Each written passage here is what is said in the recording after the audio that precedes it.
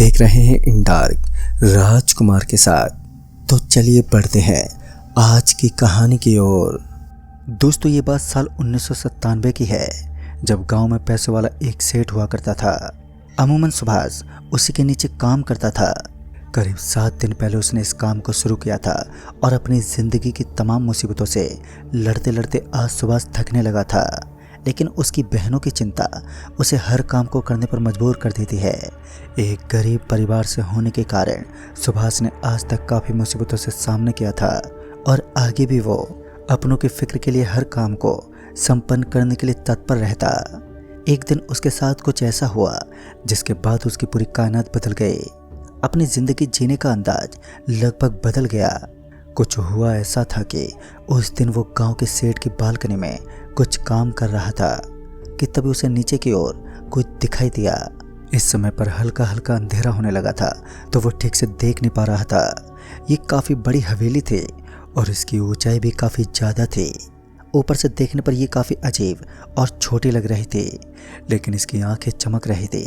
बिजली की भांति आंखों में चमक देखकर सुभाष के रोंगटे खड़े हो गए।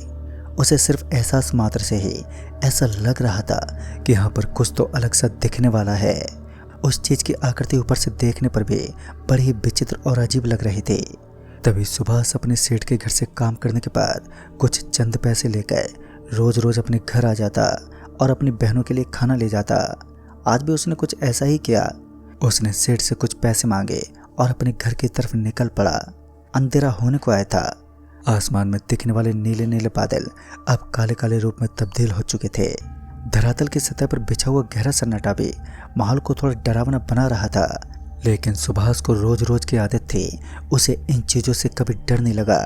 जब सुभाष सेठ के घर से निकलता हुआ अपने पुराने घर की तरफ रवाना हुआ तो उसे ऐसा लगा कि उसके साथ साथ कोई चल रहा है, जिसका उसे सिर्फ एहसास हो रहा है। सुभाष के घर की दूरी यहाँ से कुछ ज़्यादा तो नहीं थी, लेकिन इस छोटे से रास्ते में भी दहशत के बादल कभी भी अपना कहर ढार सकते थे। वो गांव भूतों के लिए काफ़ी बदनाम माना गया था, लेकिन सुभाष इन सभी बातों से अनजान होकर एक कच्चे रास्ते से गुजरने लगा। दरअसल वो एक कंकड़ से बनी हुई बाड़ थी, जिसके पास से दूसरे गांव की सीमा शुरू होती थी। कांटेदार नुकीले झाड़ू से बने हुए उस स्थान से गुजरते हुए अचानक ही सुभाष की नज़र एक पल्लू पर पड़ी। दरअसल सुभाष ने देखा कि झाड़ी के ऊपर एक लाल रंग का पल्लू लटक रहा था और उस पल्लू के ऊपर कोई अनोखी चीज़ें दिखाई दे रही थी। ऐसा लग रहा था मानो कोई वहाँ पर बैठा है। हल्का अंधेरा होने के कारण सही से कुछ दिख नहीं रहा था। सुभाष ने उस तरफ एक पत्थर फेंक दिया। वो पत्थर सीधा जाकर उस लाल कलर के पल्लू से टकराया तो उसके अंदर से किसी के चिल्लाने की आवाज़ आई। ये सुनकर सुभाष हल्का सा सहम गया। सुभाष को काफ़ी हैरानी हो रही थी कि ऐसी आवाज़ कैसे आ सकती है। इतने में उसके द्वारा फेंका गया वो पत्थर आकर सीधा उसके सर में लगा और उसके सर से खून आने लगा। लेकिन वो पत्थर अचानक ही वहाँ से किसने फेंका होगा, यही सब जानने के लिए सुभाष ना चाहते हुए भी उन नुकीली झाड़ियों की तरफ बढ़ने लगा। सपाट रास्ता और घोर रूप में छाए हुए ये पेड़ पौधे इस तरह के नज़ारे को और भी डरावना बना रहे थे। सुभाष की आंखें अचानक ही एक मजदूर पर टिक गई, जो अपने हाथ में फावड़ा लेकर वहाँ के काम को निपटा रहा था। सुभाष ने कांपती जुबान से कहा, अंकल जी, अभी तक आप काम कर रहे हैं? पर उसे सामने से कुछ जवाब नहीं मिला। सुभाष बेवकूफ़ी की सारी हदें पार कर रहा था और वो धीरे धीरे उस मजदूर की भांति दिखने वाले आदमी की तरफ बढ़ रहा था। अचानक ही सुभाष की आंखों में मिट्टी के छोटे छोटे कण पड़ने लगे और उसकी आंखें अब बंद हो गई। ये एक छोटा सा हवा का झोंका था जो पल भर के लिए उसके शरीर को छिन भिन करके निकल गया। अब तो सब कुछ एकदम सही था, लेकिन जब सुभाष ने गौर से देखा तो उसने पाया कि वो एक 40 से 45 साल के बीच का आदमी लग रहा था। लेकिन जब सुभाष ने देखा कि उस आदमी के पैरों की दशा एकदम पीछे की तरफ मुड़ी हुई है, तो सुभाष को अपने परिजनों के मुताबिक सुनाई गई कहानियों की याद आ गई, जिनमें उसने सुना था कि भूत के पांव पीछे की तरफ मुड़े होते हैं। और ये सब एहसास करते ही उसने फौरन एक लंबी दौड़ लगा दी। उसके कंधे में एक छोटा सा थैला लटक रहा था, जिसमें चिकन के साथ साथ कुछ और खाने की सुविधा भी रखी हुई थी। सुभाष की सांस अब उखड़ने लगी थी। तेज रफ्तार के साथ भागने की वजह से उसका गला सूखने को आया था। उसे इस समय आराम की सख्त ज़रूरत थी, मगर कैसे? जब उसने पीछे मुड़कर देखा तो उसकी एक बहन भी उसके जस्ट पीछे पीछे भाग रही थी।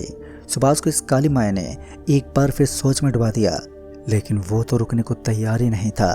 उसे कहीं ना कहीं इस बात का एहसास तो हो चुका था कि उसके पीछे भाग रही वो लड़की उसकी बहन तो नहीं है, क्योंकि इतनी रात भर उसकी बहन कमरे से बाहर तक नहीं निकलती। और उस रात अपनी जान बचाकर सुभाष किसी तरह अपने घर के पास पहुंच गया। छोटी छोटी टपरियों से बना उसका घर एक कच्चे मकान के भांति दिखाई पड़ रहा था, जिसके अगल बगल में ईंटों का ढेर था। फिर सुभाष ने एक बार फिर देखा कि उन ईंटों के ढेर के ऊपर उसे कोई बैठा हुआ दिखाई दे रहा है, जिसकी सांसें लगातार तेज तेज फूल रही थी। पल भर के खातिर सुभाष वहीं खड़ा रहा, लेकिन उसके बाद जैसे उसकी बहन उसके छोटे से कमरे से बाहर निकली तो वो जल्दी से भागता हुआ उन्हें अंदर ले गया। लेकिन खतरों के बादल अभी भी सर पर मंडरा रहे थे।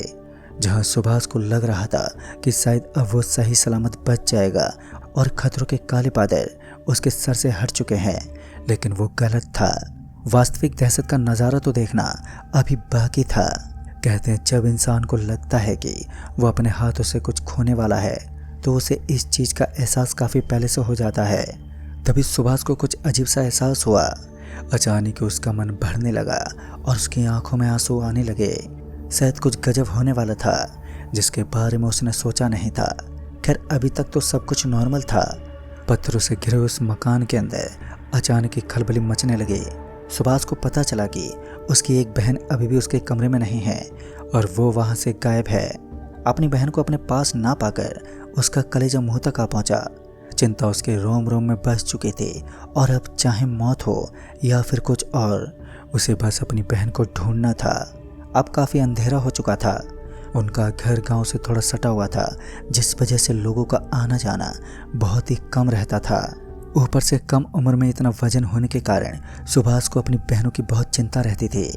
तुरंत ही सुभाष अपनी बहन को ढूंढने के लिए बाहर निकल गया, लेकिन जब वो अपने घर से बाहर निकला तो उसके अंदर दुखों की एक ज्वालामुखी फूट गई। दरअसल उसकी बहन पेड़ से उल्टी लटकी हुई थी। धीरे धीरे वो उसके करीब जाने लगा, लेकिन उसे एहसास हो रहा था कि अब उसकी मौत हो चुकी है। दुख के कारण वो अपने घुटनों पर बैठ गया और इसी बीच उसकी बहन ने अपनी आंखें खोली तो सच में सुभाष पूरा अंदर तक हिल गया। दरअसल सामने की तरफ नजर आ रही ये लड़की उसकी बहन नहीं, बल्कि उसके ही रूप में एक टैन थी जिसकी खोपड़ी से बदबू निकल रही थी और उसकी फटी हुई खोपड़ी के अंदर से मक्खियां तक भिनभिना रही थी। अचानक उसकी हंसी ने सुभाष को बुरी तरह डरने पर मजबूर कर दिया। उसके खून से सने हुए वो दांत अपनी लंबी चौड़ी कद काठी के लिए बहुत ही मशहूर माने जाने वाले आज सुभाष के समक्ष थे। सुभाष ने इसके बारे में पहले भी काफ़ी सुना था। उसके गांव में ऐसी डायन की चर्चा हुआ करती थी। जिस डायन के बारे में उन्होंने कभी सुना था, आज उसने अपनी आंखों के सामने देख भी लिया था।